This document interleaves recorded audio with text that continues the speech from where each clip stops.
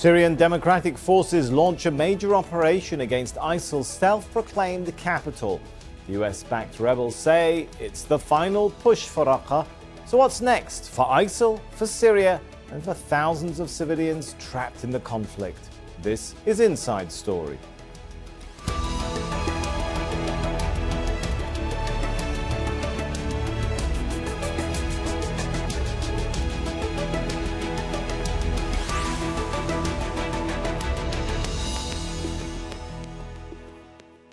Hello and welcome to the show. I'm Sami Zaidan. Now, when ISIL took control of Raqqa in 2014, the Syrian city became the first to fall under the armed group's full control. ISIL fighters went on a rampage of killings and abuses. They also used the city to plan attacks overseas. Well, now, 3 years later, the US-backed Syrian Democratic Forces have launched what they say is the final assault on Raqqa. Now, it's not clear how many ISIL fighters are still inside the city, but an SDF spokesman says some ISIL fighters appear to be withdrawing, using civilians as human shields. Others have been allowed to leave after a deal was brokered by tribal leaders on Saturday. Well, that deal also called for the evacuation of dozens of civilians who'd been under ISIL control. This powerful moment was captured on video as some civilians realized they were no longer trapped and being held by the armed group. Let's bring our guests into the show now then. We have joining us from Beirut in Lebanon, Sami Nader, Director of the Levant Institute for Strategic Affairs. And joining us on Skype from Amman, Sonia Kush, Save the Children's Syria Director.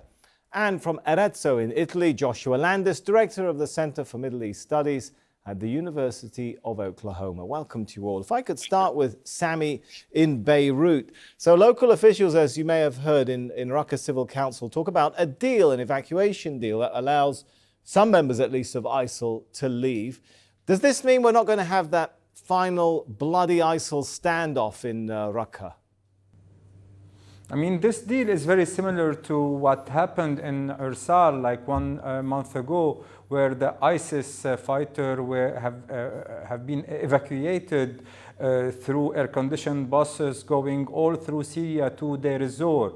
So this, I mean, put into question why this deal now and why couldn't be possible before saving all these destructions and death tolls.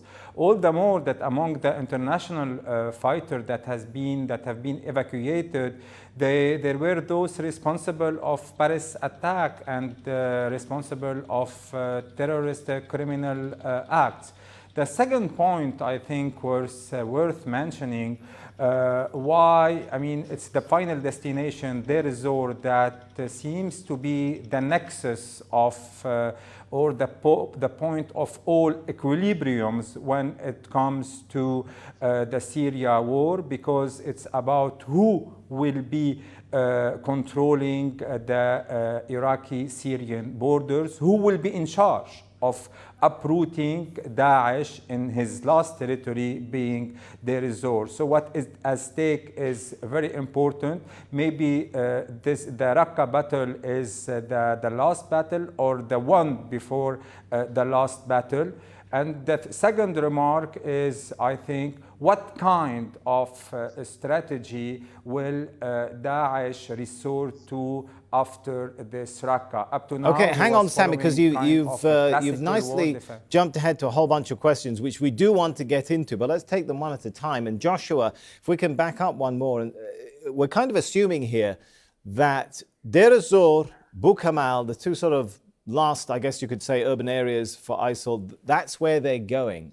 Is that the case? We believe so. You know, it's not clear exactly where they're hiding out. Of course, the big prize is Caliph Baghdadi, and that people are guessing where he might be. And so we'll see. The towns are falling fairly quickly. We saw in Iraq, the last town that fell, almost 1,200 fighters gave up. And increasingly, we're seeing these deals with ISIS fighters who are beginning to see that there is no valor in dying on the battlefield and are trying to escape, probably getting out of Syria altogether.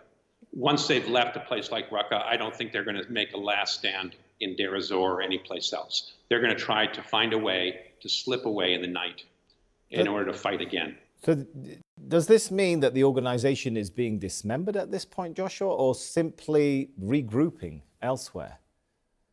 Well, we don't know. The American commanders are saying that it's in chaos, that it's falling apart. The command structure seems to be falling apart.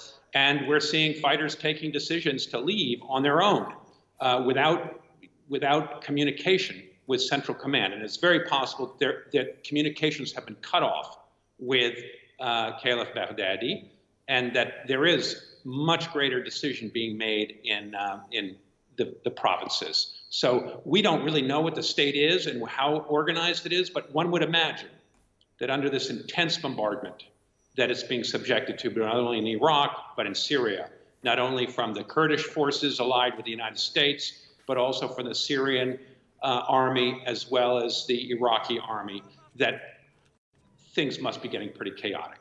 Sonia, Joshua mentioned there the intense bombardment. We shouldn't forget, this is still a city with a lot of civilians. Now, human rights groups were very critical of, obviously, ISIL tactics, but also some of the coalition tactics when it came to the operation to take Mosul from the group. A lot of criticism about unnecessary civilian deaths on the part or caused by the coalition. Are we seeing the coalition learn from that, or are we still seeing unnecessary suffering caused by the coalition members?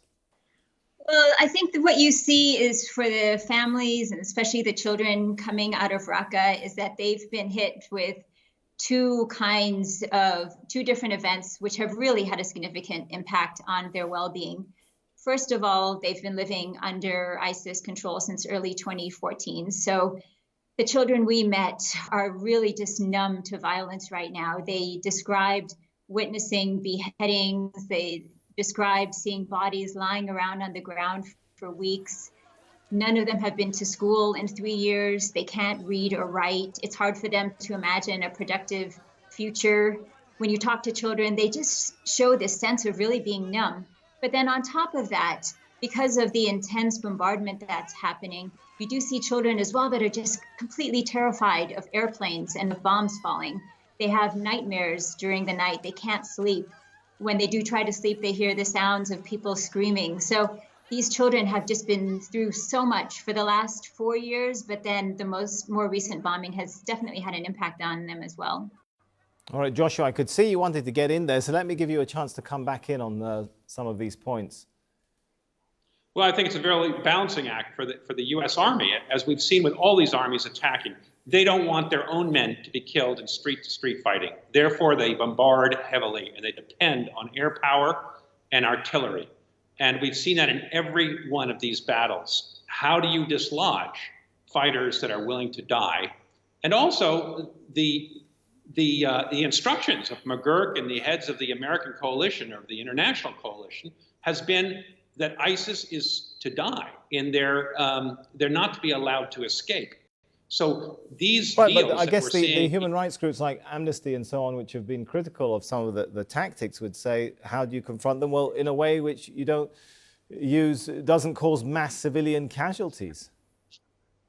Yes, it's very difficult. And clearly ISIS is also holding a lot of hostages. And we've seen this over and over again in every one of the battles for the major cities, that these groups are holding tons of civilians because they know that there's intense pressure from the human rights organizations not to kill civilians. And this paralyzes, to a certain degree, the attacking armies that want to use heavy air power and just to blow them apart quickly. Talking about casualties and suffering, Sami, is there a consensus about what to do with Raqqa once this is over? Who's going to run it? Who's going to make sure there won't be another stage of chaos between other groups which take over? Up to now, the model was to put in place what they call civil administration. And actually, one civil administration has been established for Raqqa, and it played a part into the evacuation of the fighters. So this is the model.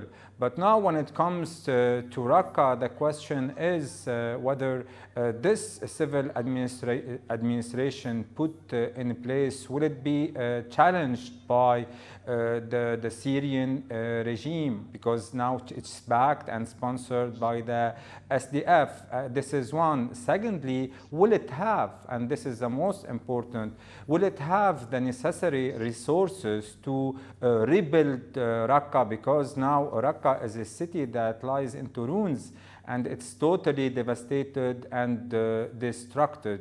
And so the question is, once more, who will pay for that, and whether this city will have the resource to rebuild it. Sami, at some points it seems like the Syrian army and the SDF are geographically on the ground approaching, they're getting close to each other. Is that an indication that there is an understanding between the fact that there doesn't seem so far to be any conflict between them? There is some kind of understanding about how the show should be run there? Up to now, there is a kind of agreement between the Russian and the American overlooking what's taking place inside Syria. Yes, one can guess there is coordination, though there are area or small areas of disagreements given the critics of the Russian critics of what's happening in the Tanaf region at the Syrian-Iraqi border. But after all, I think that there is a kind of mega agreement between these two powers that is defining the areas of influence and the prerogatives of each of the players on the ground. Sonia, Sami mentioned there, the question of who's going to rebuild. The areas which slip out of ISIL's control, I mean, that only opens up a new chapter in the humanitarian challenges, right? You're right. It's not clear to us how Raqqa is going to be administered once ISIS is defeated. We hear about the Raqqa Civil Council. We hear maybe the government will go in. We're not really privy to those discussions. I would just say Raqqa is certainly not ready to have people move back to it. It's full of unexploded ordnances and mines and bombs. Those absolutely need to be cleared before anyone returns home. Homes have been destroyed. Public services aren't functioning. It's going to be really critical that when people do go home, and they all do want to go home, that it's safe for them to do that and that services are available. So what happens to people, Sonia, until they can return home? People are actually scattered all across the northern Raqqa Governorate. There are some camps for displaced people. They're completely stretched because there are new arrivals every day, including now from Deir ez-Zor. Agencies on the ground are doing their best to provide some sort of temporary relief in terms of water and sanitation and food and temporary schools, but that's not a really long-term solution. There are other people that have tribal relations and relatives in northern Raqqa, and so they've moved towards living with them. There are others that are moving towards Jarablus area, hopefully, trying to get into Turkey. So you really just see a population that's moving around, trying to get support from wherever they can, but they all do talk about wanting to go home. Joshua, let's pick up on a point which Sami mentioned at the beginning there, and let's ask the question of, does ISIL reincarnate itself into some kind of guerrilla fighting force rather than a self-proclaimed caliphate?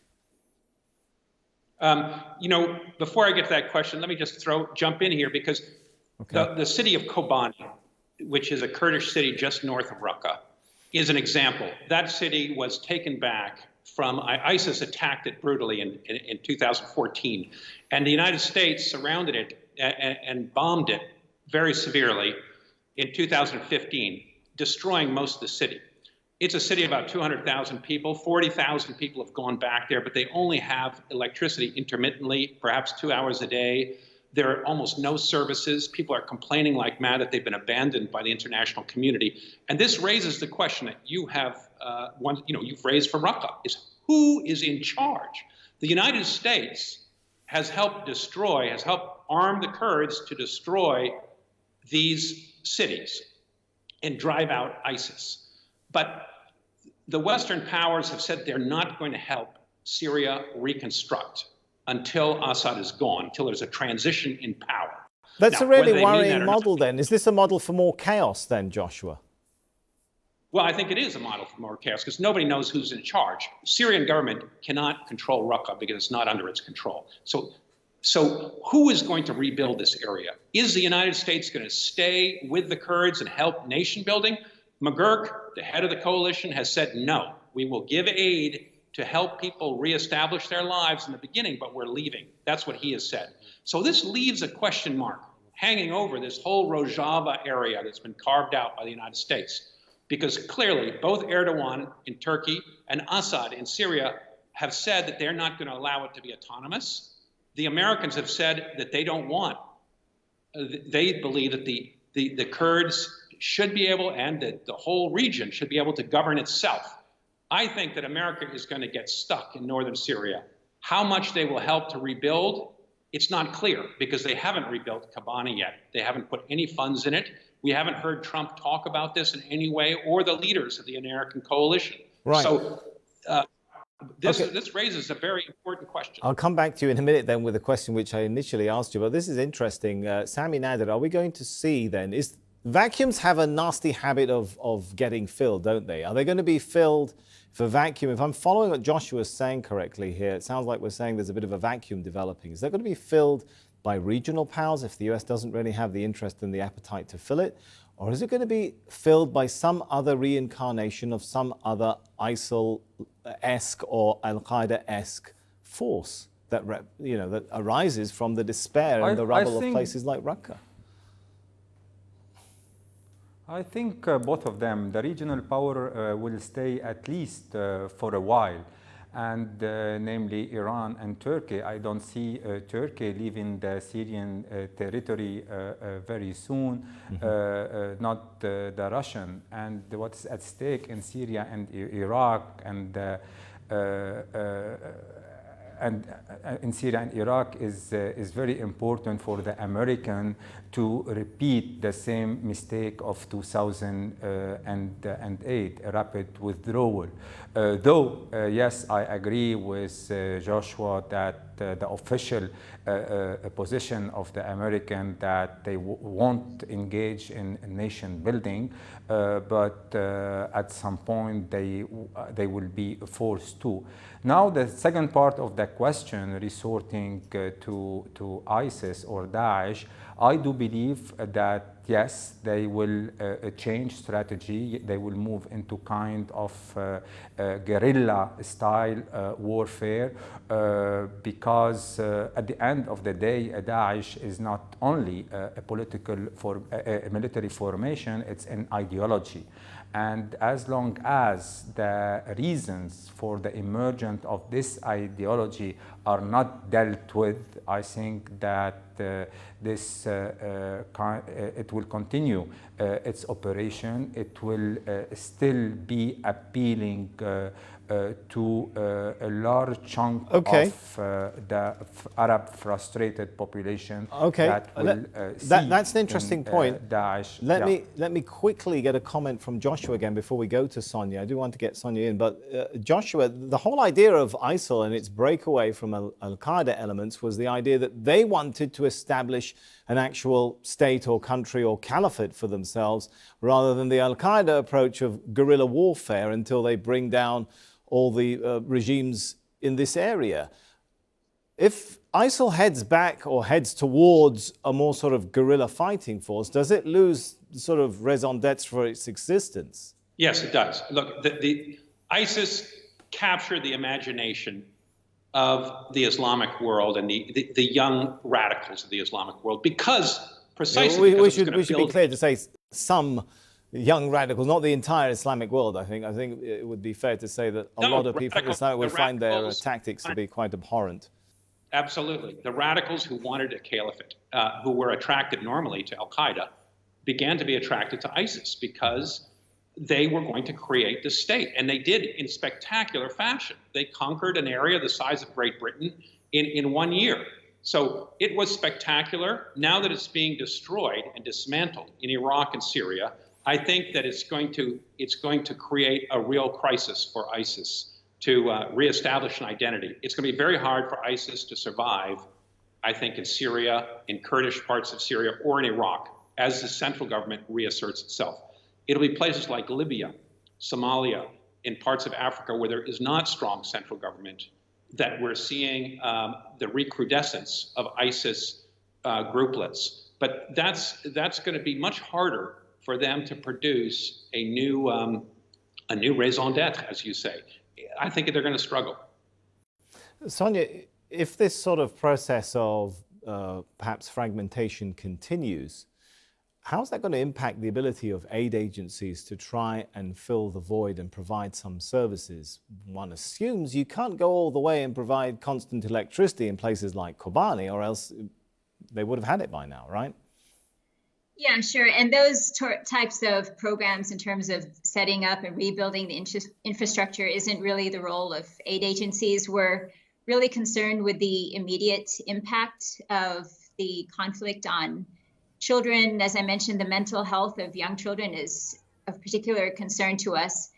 But also, one of the most vulnerable groups we're finding in Syria, and specifically in this area, is teenage boys who may be attracted to ISIS, whether for ideological reasons or just for economic reasons, because joining ISIS and doing small errands for ISIS leaders is one way they can earn a little bit of money and support their families. So there's so many groups that are currently at risk in this area, and that's what we're really focusing on, trying to But Sonia, does that leave those groups, as well as you, in a kind of a vicious circle? If you can't get some important basics going like electricity, how do you get running clean water to help with malnutrition amongst children and so on and so forth?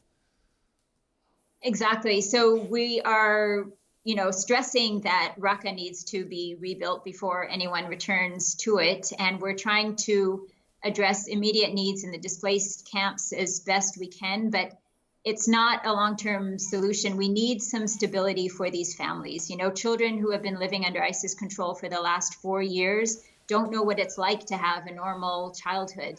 And that can only come where they're in a place where they're not afraid they're going to step on a landmine, where they can get back into a school and be productive and learn. I mean, the number of children that just don't even know how to read and write is tragic.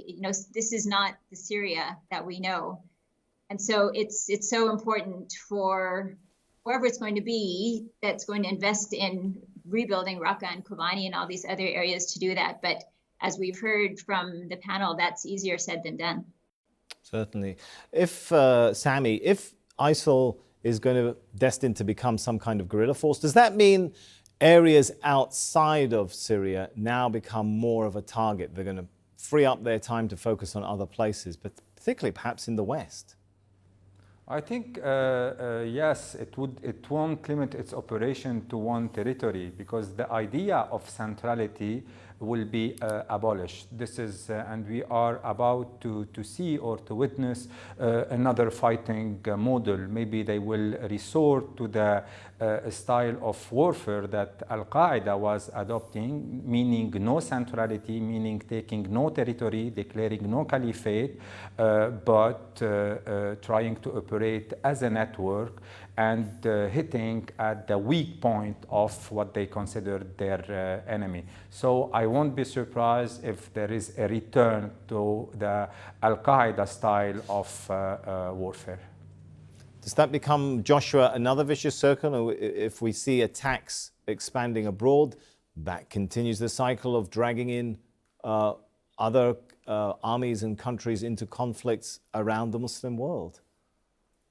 Yes, it does. And, underlying this is the economic problems and the political problems of the region. And that's ultimately where a solution has to be found, in growth, jobs, and in good schooling. And that's been the crisis in the Middle East. And so many of the Arab Spring countries are hanging on the thread. I mean, you look at Egypt, you look at Jordan with the refugee problem. The systems are strained, the schools are strained, there aren't enough jobs. And this leaves a lot of young people, as Sami was saying, that are available for recruitment from these radical organizations. And ultimately, it's through development, education, jobs, right, that this is going to be cleared up. All right, let's hope that will be the way forward. And thank our guests, because we are out of time. So let's thank our guests very much. Sami Nader, Sonia Kush and Joshua Landis. And thank you too for watching. You can see the show again anytime by visiting our website, aljazeera.com. And for further discussion, go to our Facebook page. That's facebook.com/AJ Inside Story. You can also join the conversation on Twitter. Our handle there is @AJ Inside Story. From me, Sami Zaidan, and the whole team here. For now, it's goodbye.